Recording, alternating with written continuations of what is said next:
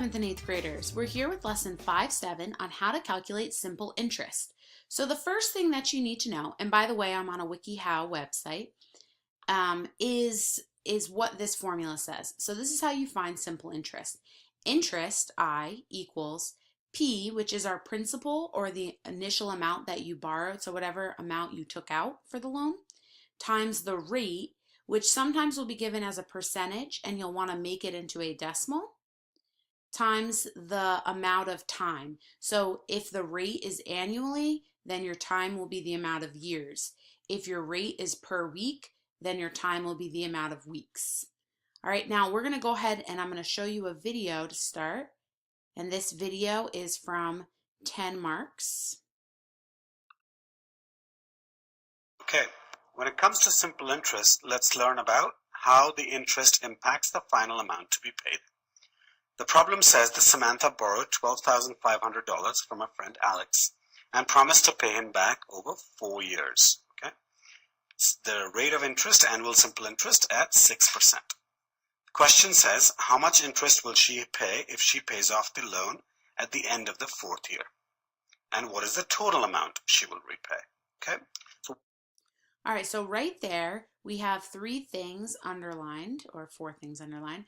I want you to try and think in your head, which of those is the principal, which is the rate, and which is the time. We are given principal that she borrowed, which is P, equals $12,500. Okay. We are given the rate of interest, R, equals 6%. And we are given time, which is T, equals 4 years. Okay. What is the total amount and what is the interest paid, right? So the interest paid equals P times R times T, where R is in percent and T is in years, which is correct. So let's scroll down and do the multiplication. So I, which is the interest that she will pay, will become, or let's say interest I, right? Just to be clear, I equals P is $12,500, right? Times R is 6%, times T. Now he wrote that as a percent there. When you're doing your multiplication, he's going to turn that into a fraction. You also could turn it into a decimal. So what would 6% be as a decimal? Good, 0.06, not just 0.6, but 0.06, because it would move 2 decimal places. Is 4 years. Okay. So again, 12,500 multiplied by, instead of 6%, I can write this down as 6 over 100, because 6% is 6 over 100 times 4. Let's do the multiplication. 12,500 times 6 times 4 is 300,000. Now he multiplied 12,500 times 6 times 4 because it's just like he had put this over 1 and this over 1. And then we had all fractions. And when we're multiplying fractions, we multiply straight across the top and then straight across the bottom, and then we divide if we need to. So he multiplied those numbers across like that because he was assuming that that was over 1 and that was over 1. Over 100, and the dollar sign remains. So if I know that the interest is 300,000 divided by 100, I can simplify this by dividing both the numerator and denominator by their greatest common factor, GCF of this and this.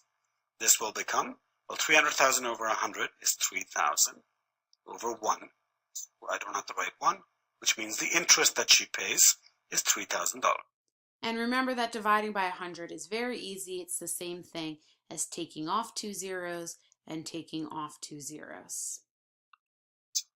Now, if the interest is $3,000, the next thing we need to determine is what is the total amount, right? What is the total amount she will repay? Well, the total amount paid at the end of 4 years equals the principal, which she will return, plus interest that she owes on it. The principal we know is $12,500, right? And the interest is $3,000. So the total amount returned is $15,500, right? Total amount. Key things to remember is total amount equals principal plus interest, and the way we compute the interest is the formula P, which is principal, times R, which is rate in percent, and T in years. That's all we did. Convert 6% to 6 over 100, and we is the formula. Okay, what I'm going to do now is I'm going to take my calculator and show you that it would work if you made it into a decimal the same.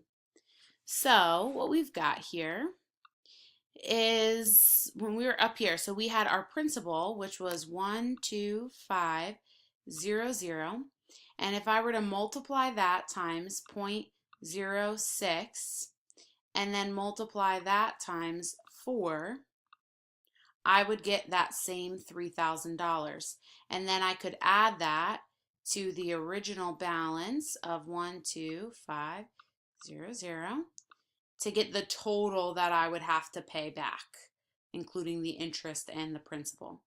Now there's a way to do this. That's another little trick of mine. So that way you don't have to do this final step of adding them together. And what that looks like, the formula looks a little confusing, and I can't write it right here for you, but actually I think it's up here somewhere. Okay, so right here, this is right under method 1.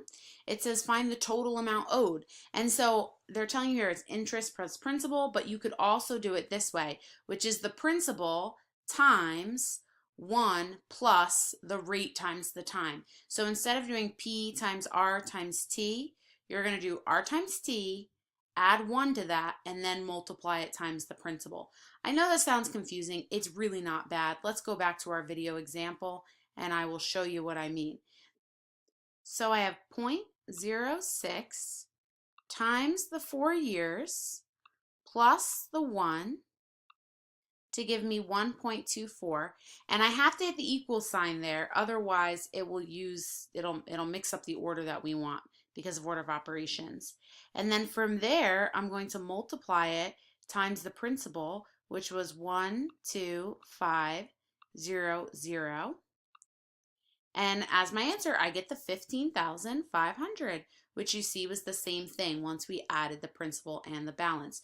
So go ahead and go to this website and read through some of these methods and make sure that you understand kind of how to do these. They show you some different examples and some different ways to do it.